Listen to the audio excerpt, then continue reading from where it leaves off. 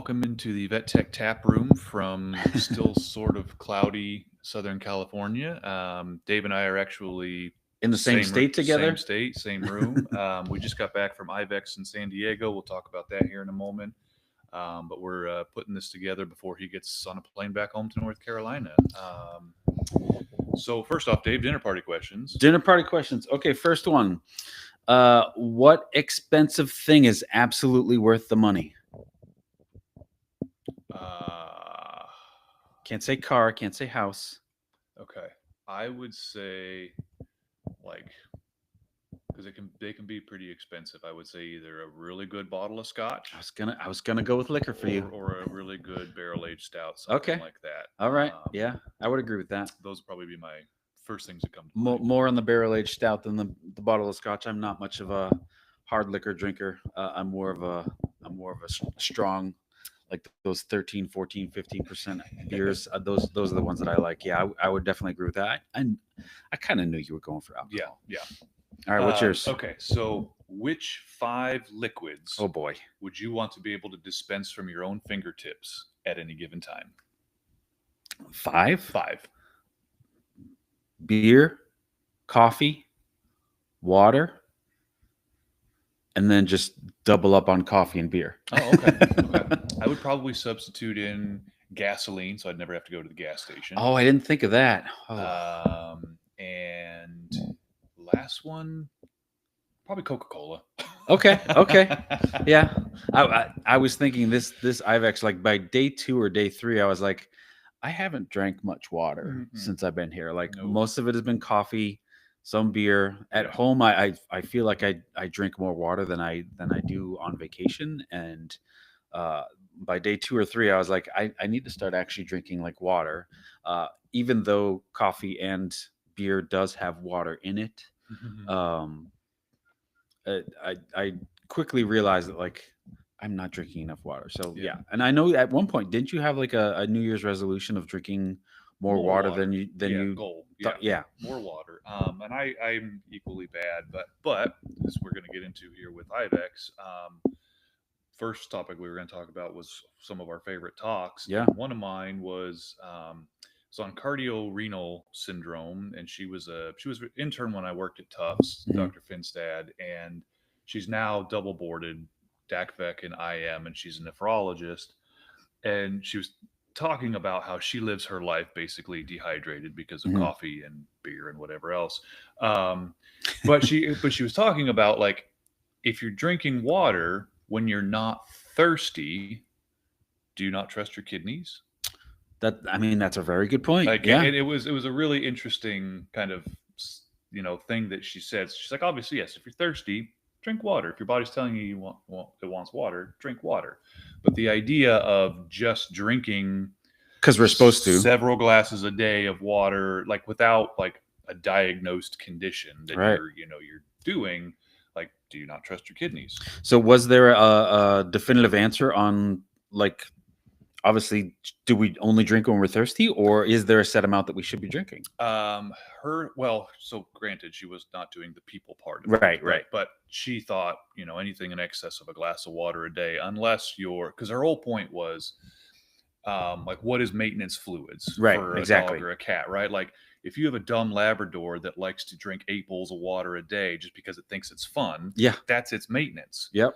But a cat that maybe never drinks water except every 3 or 4 days, like, that's its maintenance. So, like, how do we estimate maintenance, in hospital? We Right. probably over and underestimate it for pretty much every patient.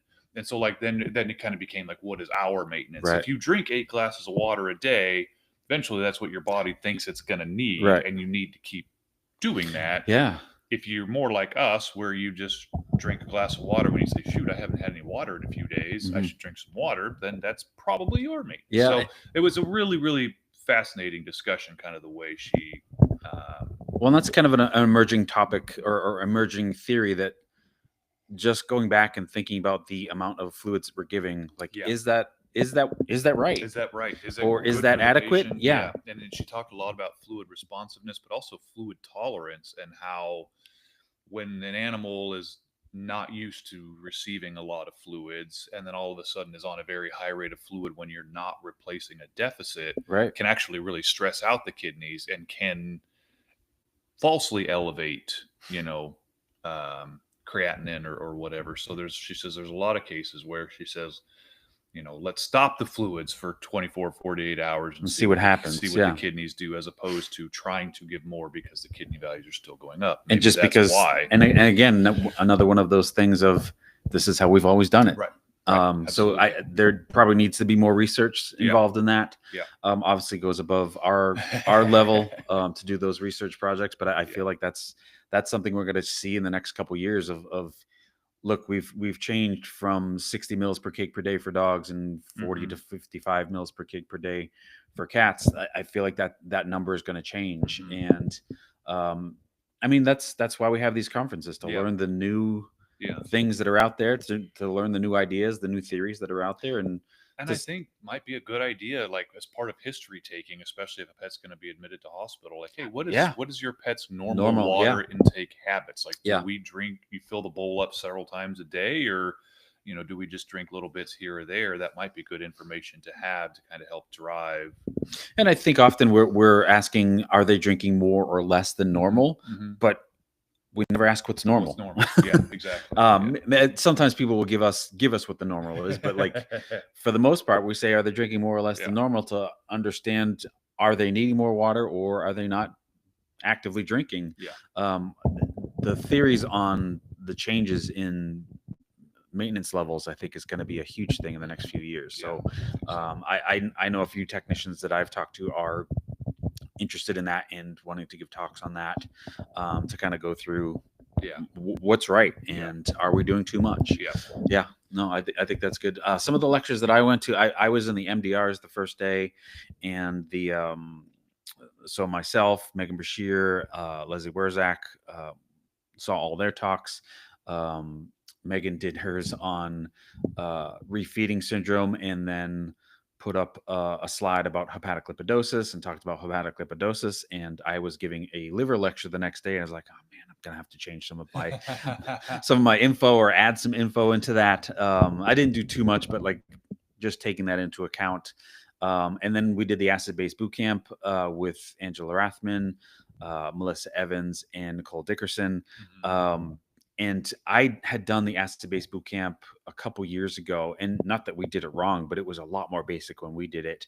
I think bringing Angela in made things super nerdy and super, like we talked about strong ion theory and, compensatory mechanisms and things like that. So I feel like I was actually learning in the workshop that I was part of giving. So that was great. I love listening to all that and learning about all that. I'm giving a talk on PN in December on acid base, and I need to make ourselves a reminder to promote that, because we'll be able to give away 2 registrations. I'll need to double check with Charlotte at VSPN, but she always says, you guys always have 2 to give away if you want.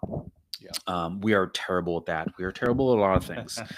We are terrible at taking pictures. We did not take many pictures. And seeing some of the other people that were at IVEX and posting, like a couple of people posted like 20, 30 pictures a day. And I'm like, we haven't even taken one picture. We are terrible at that. And that is just our lack of self-promotion. But it is what it is. And then you did the CPR battle. I did the CPR battle. So that was I think that was my second or third time doing it. The VTSs had won 4 years in a row, and beating the DACVEX. Beating the DACVEX, so beating the criticalists. I wasn't paying attention to what they were doing, obviously, but I've been told in the past that the DACVEX have a hard time picking a leader because they're doctors and they all think that they are the leaders. So maybe that's what they did this year. Had a new team this year, people that hadn't done it before, but they're all recovered instructors. So I felt like we did a fantastic job. You guys had return spontaneous circulation sooner than they did. We got our patient back sooner. Won in that respect. And also like looking through and those of you that are not recover people, the end title CO2 goal has been upped to 18. But they say that you can go above and beyond that. If you can do better, you do better. And as I was watching their team and our team, our end title CO2 was constantly above what theirs was. So a couple nitpicky things that they pointed out that we flubbed on, or that they saw. I also spoke with somebody that said, you know what, it was getting embarrassing that the DACVEX had lost 4 years in a row. Maybe they just had to give them They one. just did it in their favor. But we've got a lot of people that have come up to me and said, I want to be involved next year. I want to beat them again this year. Next year is the Avectans 30-year anniversary. So we're gonna have t-shirts made. We're gonna be well prepared. Maybe even do some practice sessions before the battle. But we'll get them next year. We're still ahead 4 wins to 2. So, but the loss is a little tough to take. But we're gracious losers. Yeah. So, and then it was great being back in San Diego. Yeah, again. yeah. So that's where IVEX was in San Diego. Last time it was there was 2013 when we took our board exam to become BTSs. And we were there for the rest of IVEX, but we were really there for the exam and didn't really do much the rest of the conference, at least that we remember anyway. Well, yeah, there's a lot of things that I was reminded of that I was like, I don't think I remember that, but okay. Yeah. But it was great to be back in San Diego and do a couple of things kind of around town, walk around a little bit. It was beautiful weather. And it was we got to meet up with our old the Liz Houston and Brandy Hello. They put together this study group that we all joined, and we got to see a lot of people from past years. Yeah, it was great. It was great to see all those people. And the thing with that is it's that camaraderie. Like, this is 12 years ago, and it's our community. Some of those people, like, we pick up right where we left off in the conversation. So it's great to have that community with people that we studied with, and seeing how far people are going with what we've accomplished together since San Diego. So that was great to see. I thought it was really great put together. All the events were great. Yeah. And I stayed behind a little bit last night to go to a baseball game. Yeah. Went to the Padres game before we drove back home. And then let's shout out a few people we saw. I think just for you guys, little coming attractions, I think the one thing that's going to become a lot of fun is what we're going to be doing with some social media posts. So I'm going to shout out Nicole Dickerson because I took a picture of Dave at the CPR battle when he was being introduced. Posted it, right? We posted it, just kind of waving to the crowd. Very, very candid photo. Yep. But then Nicole Dickerson took that photo. If you haven't listened to her episode, she's an absolute riot, and that's basically how she is. Just in normal conversation, it is just every sentence is entertaining. Anyway, she took this photo and basically made it of Dave kind of all around San Diego in several different pictures, just waving, and then it's snowballed from there. It snowballed from there. We took another one of us, like, for the podcast, and then we started putting that photo all over San Diego. So we're gonna have a lot of fun with that on Fridays. So I'm gonna shout out Nicole Dickerson. Yeah, it's great to see her. But also, as Dave said, we got to see Liz and Brandy, and pretty much probably 20 people from that group. Angel Bays, Joe and Liza. Joe and Liza always are great to see. Kim Spelps. She wasn't part of the group, but she's a good friend of the podcast. Let's see who else. I mean, a lot of people that I live in the same state as that I don't get to see. All the people on the board with me, I get to see them in meetings, but it was great to see them in person. Mike Nystrom, who used to work with Leslie at Tennessee, I got to see him. He lives like an hour from me, but we have to go to IVEX to actually see each other. There's two. Danny. Yeah, Karen and Danny. There's just far too many to list. Those of you that we have met with and saw, like Ben O'Kelly, one of my former DACVEX that I worked with, got to see him. Just some tough people. Just so many people that. This is why we love this conference, is because we get to reconnect with people that we haven't seen in a year. And sometimes, like, we get home and we fall out of communication with them until we get back to IVEX next year. And I'm going to shout out to even my my coworkers and colleagues at the ASPCA Animal Yeah, Control yeah. Center, because I You're work all remote. Yeah. Some of them are in office, but that's truly my only opportunity to see and or Hmm. meet them, Yep. is whoever comes to IVEX. So there was a few doctors and one of our managers that come and they kind of run the booth, and Yep. they're there every year. But then there's always a few people that it's, they're coming to the conference, and Mhm. I get to meet them after having chatted with them on the phone, or seeing them Yeah, on yeah. Zoom. It's actually really great to meet them in person too. So yeah, it's just way mean, too many names to list and, way and too what many. have you. But And that's one of the great things about this conference is not just the education that you get, it's the networking, Mhm. it's the reconnection and seeing what your colleagues are doing and seeing how things are going in other parts of the country, other parts of the world. Like we Yeah. got to see a couple of our Cat guests. Walker. Cat Walker, yeah, exactly. We never get to see her unless we're at IVEX, because she Mhm. doesn't really go to other conferences. In I mean, US, we don't yeah. we don't really go to other conferences in the U.S., to be honest with you. But for the most part, we don't get to see her unless we're at IVEX. Yeah. And all of those people that and the David Liss, we saw David Liss at the Yep. and he's more in a management role now, so we don't really see him in like the same circles that we used to see him in. But it's great to talk to him and catch Yep. up with him. Always great. He was one of our first guests, Yep. and always great to talk with him. We're going to be on their podcast, not Soon. this Friday, next Friday. Yeah, we're recording soon. Yeah. And it's going to be great to reconnect with them. It's just great to as introverted as the two of us are, we have our circle. Mhm. And when we get to this conference, we realize how big our circle is. Yeah. It's not the tiny circle we think it is. There's so many people that are Yeah. in our circle that it's just great to see them, Yeah. because And the conference is really draining. Like by the Oh my time God. it's done, you and I are basically like out of like battery life is, but it's those people that you get to see and just sit and Yeah. chat with for a little Yeah. while, when you can just kind of decompress, that actually like recharges your Yep. battery a bit and gets you through the next day or what have you, because it's a lot. Yeah. But by day 3, I'm here 2 days early for the board meeting, but by the time that comes around, I'm spent. Yeah. By the time we get to lectures and Yeah. all that stuff. So yeah, it can be very draining. Like I know I'm gonna go home today and want to sleep for like 3 days Yeah. and not talk to anybody, but that's not possible. Yeah. Because of life and work and all Right. that stuff. Right. So upcoming episodes, the other nice thing about IVEX is we had a always lot this get year. to kind of recruit, if you will, people, like have actual face-to-face Mhm. conversations with them and be like, hey, would you like to come on our podcast? One of the VTSs that got pinned this year at IVEX is from Spain. Right. So we're going to have a conversation with her and see if we can get her on, because we love having our international guests on to find out about life as a vet tech in their country. We've got a couple of others.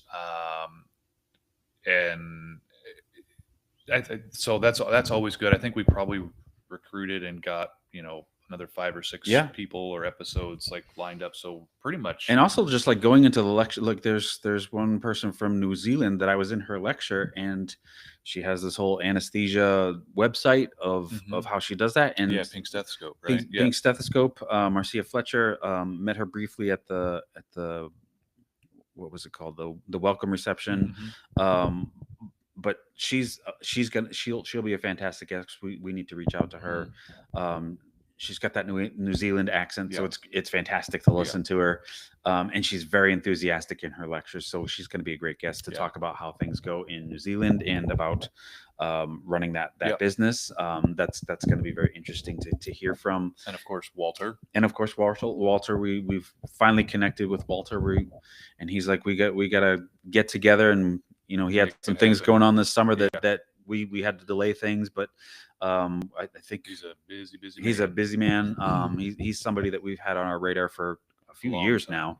To get on the show, just to talk about what he does, and he's just such an advocate for veterinary technicians that it's a travesty that we haven't had him on yet. So and you, Robin, and I basically had lunch with him at the bar. And I mean, just candid conversations. And you spent, I don't know, probably 20-30 minutes just talking about axolotls. And husbandry of axolotls. So he's a very, very... And Robin trying to convince me that we need one, and me trying to convince Walter that we don't need one. So that'll be fun. So we've got a lot of really, really cool stuff coming down the pike. And then, of course, as we said earlier, Dave heads home today, but we're recording 2 episodes tomorrow. Yep. So It's gonna be a long day tomorrow. literally right back to the grind. Yep. And then I think the other major thing on our radar, so it is now September 9th, but in basically 2.5 months, the weekend before Thanksgiving, is going to be Hive Yep. in Anaheim. Anaheim, so yep. You'll be back out here again Yep. for a long weekend. And I just looked at my wife's schedule. She is off that entire weekend. Sweet. To have the girls, so you and I will not be distracted by babies or toddlers this weekend or that weekend. Be more distracted by breweries right. that you're going to drag me to. Right. But that'll be a lot of fun. That's always. Yep. Well, actually, I've only been to the one Hive Right. so far. I've only been to Anaheim last year. You've gotten to go to a couple. I went to the Chicago one, yeah. But it's a great group of people to work Yep. with. If you're local to Southern California, or if you have travel budget, I'd say definitely look into Hive in the program. It's very unique. There certainly are clinical talks, but there's also a lot of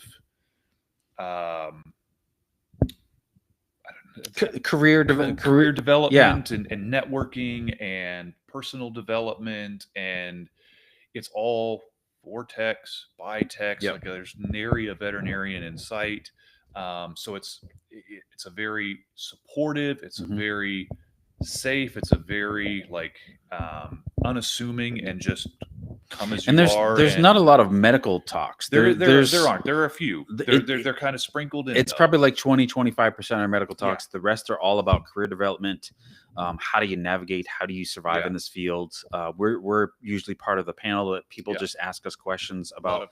They're all people that are on the panel that have been in the field for, I think, at least 20 years. Yeah. There may be a couple that haven't been quite 20 years, but it's kind of a wide swath of the profession. In people in different parts of this profession. Yeah. And so people that are in management, people that are in legislation, people that work in research, people that are meant, like Alyssa, who's part of a mentorship group, all different things, and just the technicians that come asking us questions that they don't really know where to ask them. Like, how do you manage imposter syndrome? How do you manage being old in this field? Yeah. How do you manage an interview? How do you manage asking for a raise? Some of those things that we don't really have resources to go and ask, they come to this panel, and frankly, I feel like an hour is not long enough. I feel like it's true. It's one of those things. It takes a few minutes to get going, right? Nobody wants to ask the first question, but then once a question has been asked, it's like our episodes, right? Like we have those icebreaker questions, and we have them talk about their career path, and then we always have follow-ups, and then the conversation is just rolling. And that's how it is at these panel discussions. Like nobody ever wants to kick it off, but then once the conversation starts, and then there's usually all side conversations after the fact, and we kind of all start, just individually talking with them. And very commonly, we get people coming up to us after the panel to say, "Hey, I didn't ask it this time because we ran out of time, or I didn't want to speak up." But it's a great way to meet with people that are also trying to be better in this profession, and I think that's a huge thing for it. It's a really unique format. It's very, very low key and unassuming. There's a lot of accessibility. It's not overcrowded. It's not packed. It's not this IVEX. There's 6,000 people, and 5,500 were attendees, 500 exhibitors and other staff, but 5,500 people at this convention center, and wow, that's a lot of people. Yeah, and so at Hive, there's 100 to 150, so it's much smaller, much more intimate. The speakers, the people are very accessible. So if you're local to Southern California, or if you have some travel, or they do a couple of them a year. So if there's one near you, I highly recommend you check it out. Check out the program. And we have a discount code. Hannah responded to my email. It's CAFE, and you get 20% off of registration. We're gonna post. They haven't sent us the social media graphics to share, but once we have that up, we'll be able to share that, and you get 20% off of registration. I don't know how much registration is, but I know it's much cheaper than some of the bigger conferences. So so it's very accessible, and plus you get 20% off. So there's that. So that's the next thing. And then Dave, you're doing your VSPN in December. I'm going to be doing one in the spring. Again, another toxicology series.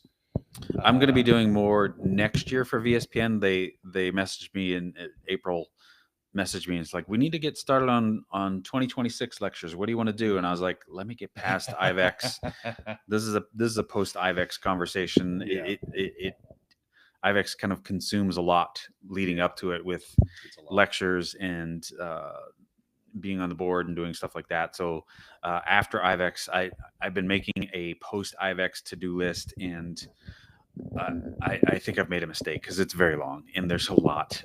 I started adding to it before IVEX, so that just gives you an idea that I've been adding stuff to that list since before I got here. So it's probably going to take me a couple weeks to get through everything, but a couple things are top priority. But I'm going to get through hopefully a good chunk of it this week once I get a little bit of sleep in tomorrow. And our first episode we're recording, I think, is at 1 o'clock tomorrow. So I'll have some time to sleep in. 1 o'clock my time. It'll be 10 for me. 10 for you. So that will be. I'll get a little bit of sleep in. Yeah. But man, and this year, I was saying to you, I don't know if it's the time change. I don't know if it's just the walking back and forth from the conference hotel to the convention center. But I was like physically exhausted by day 3 or day 4. I was like, I could sleep for 4 days right now. Yeah. But Well, like recovery, you got to power through it. Yeah, and I kind of did that to myself one night. I was up till 1:30. Yeah, you were up late one night. Then the last night we were there, I was up till 3 in the morning. So I kind of exhausted myself on the back end of it doing that. But like I said, back home now I can kind of get back into the routine. Now I have 2 kids to exhaust me further. But we're at school and with Molly right now. So yeah. So you got a little bit of a break. What else do we have on our list? Is there anything else going on? That was all of it. That was Hive was the last thing? Okay, Yeah. perfect. Yeah. Well, guys, I got to get on a plane. And Jeff, you got to probably have some more coffee, maybe have a beer. Sometimes. What time is it? It's 9 in the morning? It's barely 9:30. We're going to dry out a little bit. Yeah. I need to dry out a little bit. Coffee and laundry and unpacking and all of that nonsense. So anyway, Caffeinators, with those of you we saw in San Diego, it was great to see you. And we want to see you again. See you again next year, hopefully. And those that didn't show up, like Kelly Foltz and weren't there this year, that couldn't come this year. Emily, Emily had her own circumstance where she couldn't come, but hoping to see everyone next year in Savannah. Mm-hmm. I'm going to enjoy that because it's my coast and it's actually driving distance. It's a bit of a drive, but it's driving distance. It's going to be hot. It's going to be hot and humid. But you know me, I love that stuff. So, all right, Caffeinators, we'll see you guys again soon from the Vet Tech Tap Room next month. But otherwise, tune in for our upcoming episodes on the Vet Tech Cafe. We'll see you there too. Bye.